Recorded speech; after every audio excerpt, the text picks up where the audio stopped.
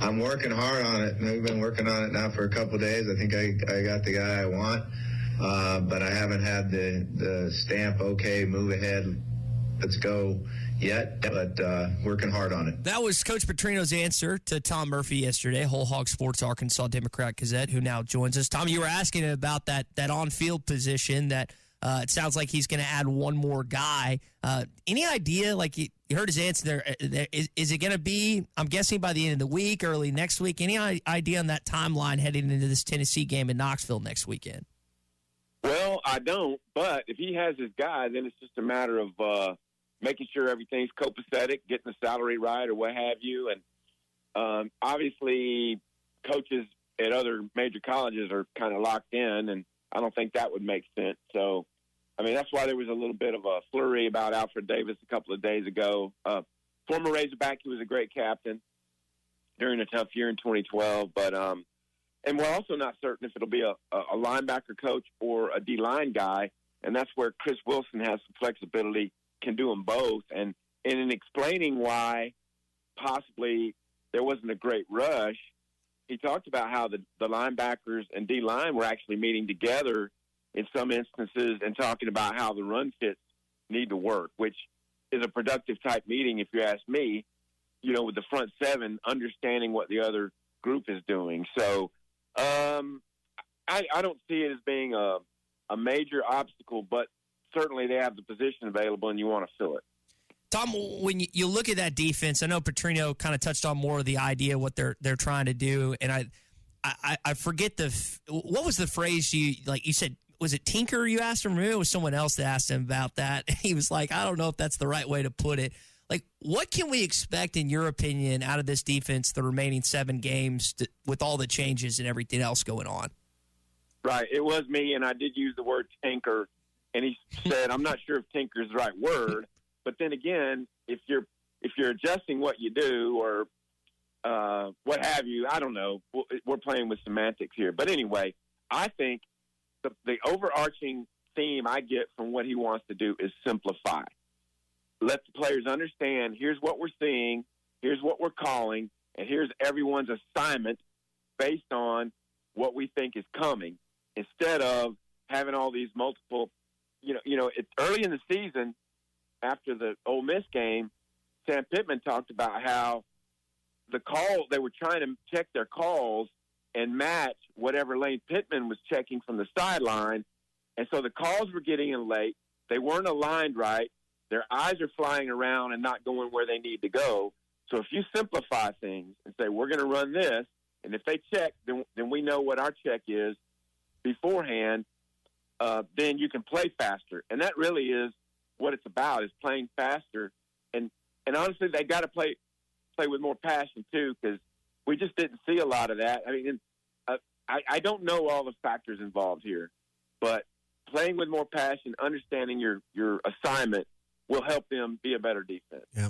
Tom, you keep your ear low to the ground. I'm hearing that, practice has been stepped up a few notches, we'll just say, been noticeably more of a grind and difficult these last few days. What are you hearing filtering out of practice, and how are the players responding to having a new head coach and a new general on the field?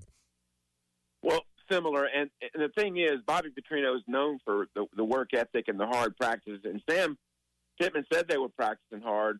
But I think when you take over, the players need to understand, what we've shown on the field, defensively, and really in the second half of the last 3 games offensively isn't good enough. And so what does that take to improve? We got to work harder. And so we're going to find out. I mean, Tennessee presents a very tough passing offense. They've struggled against the pass, and Arkansas's got to get it going on both sides of the ball. And it's interesting, Petrino pointed out, so you can see all these things have gone through his mind as he's observing the last year and a half what he would do to improve things. And he pointed out that the special teams, even though, Devin Bale has done great, and I think Scott Starzik, he's missed 2 long field goals. He's been okay, but they're not forcing any turnovers. They're not getting any return yardage, haven't blocked any punts. So they have to step it up in special teams too. He's basically calling on every unit we have to be better. How much of this turnaround just simply boils down to the players have to take some pride in what they're doing? I mean, you got to have pride. I mean, getting embarrassed 56-13, at some point as a man getting paid to play football at the University of Arkansas, some of this just boils down to, hey, I don't want my legacy, I don't want my reputation pinned to what's happened so far.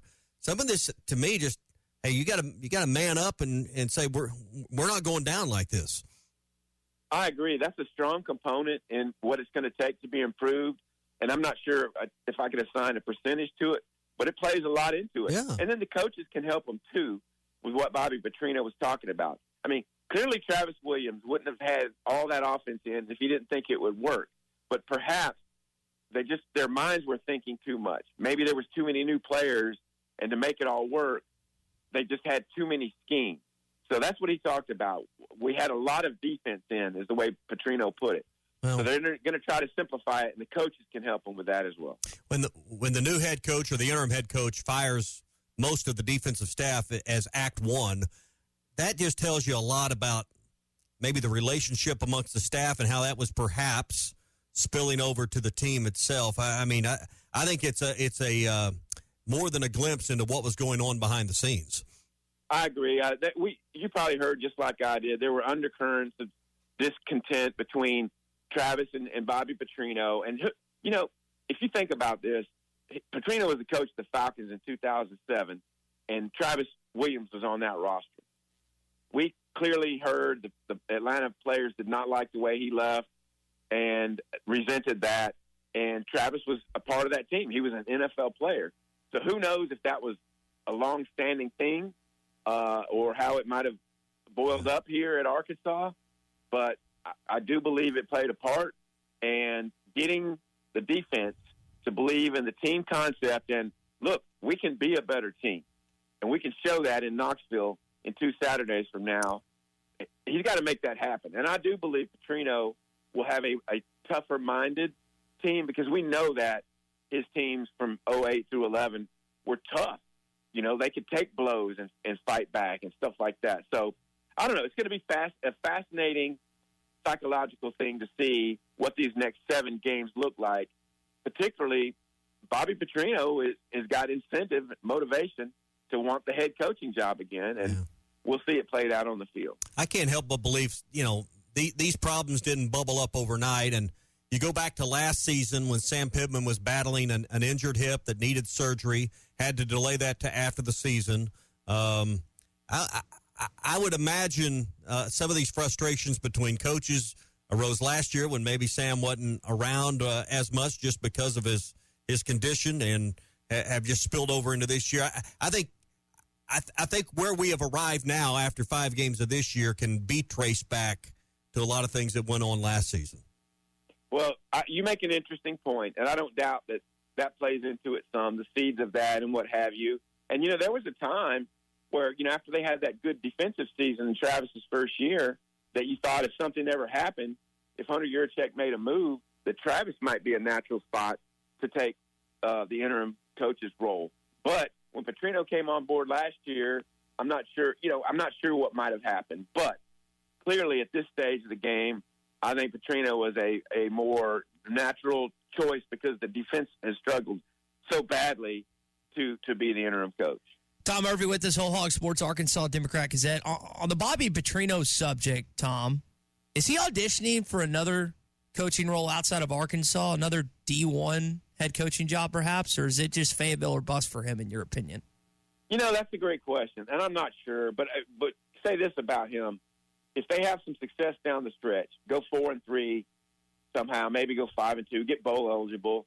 5-2 seems really hard, but anyway, but Arkansas doesn't select him, then he will have shown that he took a struggling program that clearly had some disconnects, turned them into a team that won more games than they lost down the stretch, and would be a viable candidate somewhere. At age 64, I think for Petrino, who knows how many more viable years you have left. I would argue that you know, the Mac Brown and Bill Belichick teams at North Carolina didn't go great. And you know, there's been some coaches who've coached well into their late 60s. So Bobby seemed pretty a vital guy on Monday. He seemed refreshed and ready to take on the challenge. Tom, you were here covering the team, obviously, in 2019 following the Chad Morris debacle. I wonder your perspective as you talk to people that you have sources with or maybe someone outside. What is the difference in dynamic between that coaching job search then and what it is right now, in your opinion? Well, a lot of it boils down to that, right? How coaches perceive. And I think Lane Kiffin and Eli Drinkwitz, two of the bigger names who interviewed, just thought it was too big, like too big of a roster overhaul. You don't have a chance to build and start winning just because it's such a daunting schedule, and here's what the roster looks like right now. Mm-hmm. Sam Pittman and Barry Lundy Jr. wanted the job. And clearly, after one season, Arkansas was a better team automatically in 2010 and 2020. They looked pretty good against Georgia, especially in the first half. And in 2021, they were a good SEC football team. So that's how immediate of an impact Sam Pittman made in getting team unity. Now, I think all the other outside factors, the portal, NIL, everything played into it was harder to keep a quality roster together, 22, 23, 24, and various other things where it played 23. But I just think it was harder for him. And Hunter Yurchek himself admitted he did not have the full resources he needed to be a viable SEC championship contender. So they made the statement. So it's on record. We're going to have enough to offer a coach. The coaches will find out in the coming months if they believe that to be true. And that will, to me, that will denote the quality of candidate Arkansas could entertain. Tom, we'll leave it there, man. Good stuff. We'll chat next week during the game week. Arkansas, Tennessee, next Saturday at 3:15. Cool deal. Everybody have a good open weekend. See ya. You don't always win your first bet. That's why MyBookie has you covered. Use our code HOGS, H-O-G-S, and your first bet up to $500 is fully covered. If your pick doesn't hit, you get it right back with our Bet Back bonus. Go to MyBookie.ag and use the code HOGS to claim your Bet Back bonus. MyBookie's where bettors win together because bragging's good, but cashing in is better. And your first bet is fully covered. Use our code HOGS. Must opt in during the bet to use the Bet Back bonus.